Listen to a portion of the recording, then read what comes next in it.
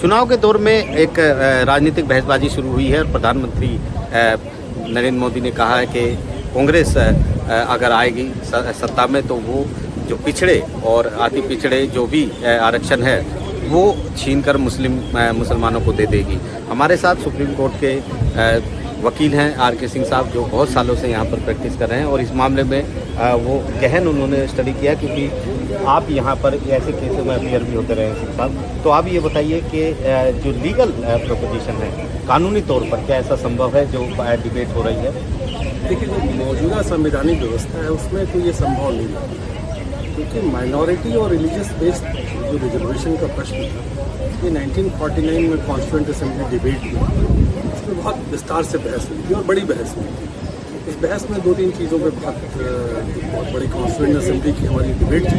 तो उसमें ये बात तय की जातीय आधारित और सामाजिक आधारित सोशल बेस है, इकोनॉमिक बेस है, वो रिजर्वेशन का आधार होना चाहिए। रिलीजन तो हो नहीं सकता, क्योंकि अगर रिलीजन को आप रिजर्वेशन का आधार बनाएंगे तो जो सेकुलर क्रेडेंशियल्स है हमारे कॉन्स्टिट्यूशन का वो इफेक्ट, धर्म निरपेक्षता का जो क्रेडेंशियल्स है वो इफेक्टेड हो जाएगा। और ये बहुत एडमिटेड फैक्ट है कि हमारा कॉन्स्टिट्यूशन जो है सेकुलर कॉन्स्टिट्यूशन, इसमें कहीं कोई दो राय नहीं है। सो रिलीजियस बेस्ड जो कॉन्स्टिट्यूशनल रिजर्वेशन का प्रश्न उठ रहा है, ये पता नहीं कहाँ से उठ रहा है, क्यों उठ रहा है, ये सियासी बात तो मैं नहीं जानता, लेकिन कहीं ना कहीं हमारे जो कि कॉन्स्टिट्यूशनल स्कीम ऑफ थिंग्स ये टेम्पररी संभव नहीं है। किस तरीके से कॉन्स्टिट्यूएंट असेंबली में ये मुद्दा आगे बढ़ा था, किस तरह सुनवाई हुई? हाँ, इसमें इस्माइल साहब थे जिन्होंने ये लाया था। देखिए, इसके पहले एक प्रश्न पे जाना चाहिए कि कॉन्स्टिट्यूएंट असेंबली डिबेट जो हमारी संविधान को बनाने के लिए बैठी तो उनके सामने 2 प्रश्न थे। पहला प्रश्न था कि ये जो सेपरेट इलेक्टोरेट का झगड़ा चला था 1930 से, तो संविधान निर्माताओं के दिमाग में था कि ये सेपरेट इलेक्टोरेट जो रीजन बेस्ड झगड़ा था इससे बड़ा नुकसान हुआ था। तो उनके दिमाग में ये बात बिल्कुल फिक्स थी कि हम रिलीजन को आधार कभी भी रिजर्वेशन का नहीं बनाएंगे। तो ये पूरा जो ट्रस्ट था, बहुत लंबा डिबेट चला था, उसमें लगभग 20 लोगों ने पार्टिसिपेट किया था। 1949 में 31 मार्च या 31 सितंबर से ये डिबेट स्टार्ट हुई थी। बहुत बृहद इस पर बहस हुई थी। बहस में हम तमाम पहलुओं को देखा गया था, मुसलमान का पक्ष को देखा गया था, सिखों को देखा, जितने भी माइनॉरिटी रिलीजन है उनके सारे पक्षों को देखा गया था। और ये बाद में तय हुआ कि नहीं, धर्म को हम कभी भी रिजर्वेशन का आधार नहीं बनाए।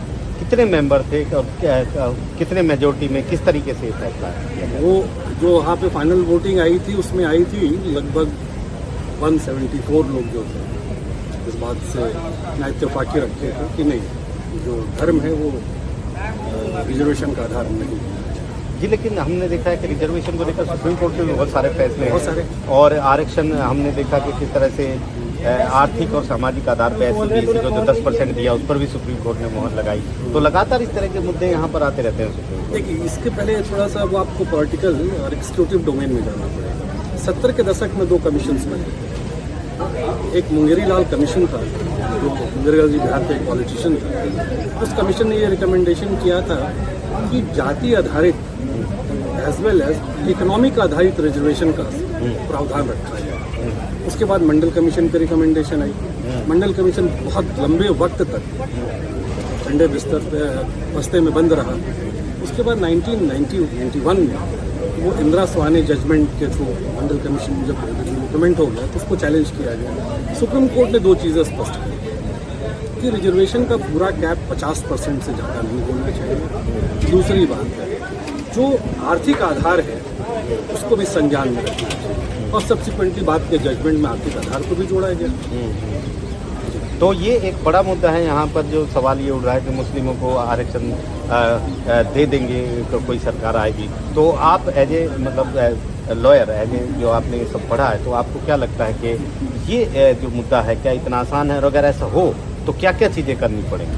देखिए, सबसे बड़ी बात है कि जो आपका कॉन्स्टिट्यूशन है, संविधान है, वो मौजूदा स्वरूप में ऐसा करना असंभव है। और मूल ढांचे को आप बदल नहीं सकते, बेसिक स्ट्रक्चर को आप बदल ही नहीं सकते। 14-16 को कॉन्फ्लिक्ट में नहीं ला सकते।